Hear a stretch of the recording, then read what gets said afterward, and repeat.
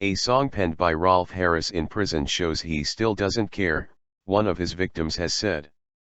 Karen Gardner, who was assaulted by the star in 1977 when she was 16, said Harris had still not taken responsibility for his crimes.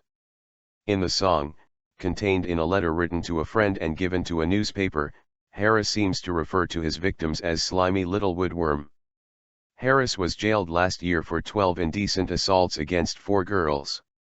The 85-year-old was sentenced to 5 years and 9 months for the crimes, which took place between 1968 and 1986, and is understood to be serving his sentence at Stafford prison. Harris wrote a letter to someone close to him containing lyrics to a new song, which he said he planned to record once he was released. The letter was then passed to the Mail on Sunday. According to the Mail, one line of the song, which Harris said he would like to set to country rock music, reads, "Perhaps you believe you're pretty still, some perfumed sultry wench." Other lines say, "Make him burn, get your 50-year-old hooks into his dough. Make him burn, burn, burn. Come and join the feeding frenzy, girls." Less harmed. Ms. Gardner, whose written evidence was used by the prosecution, told BBC Radio 4's Today program that Harris was a typical offender of that nature. "He used his hands and his words to damage young women," she said.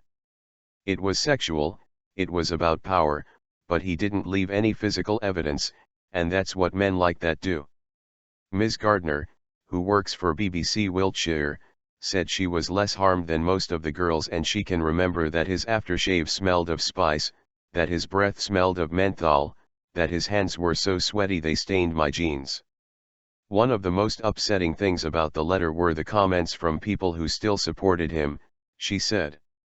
"If he had caused physical damage, if he'd bruised us or broken our limbs, nobody would question that he should be punished 40 years later," she said.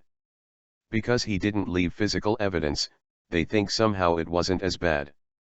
Yet what he did was damage young women's self-worth, their confidence, and, for some of those women, he affected them deeply for the rest of their lives."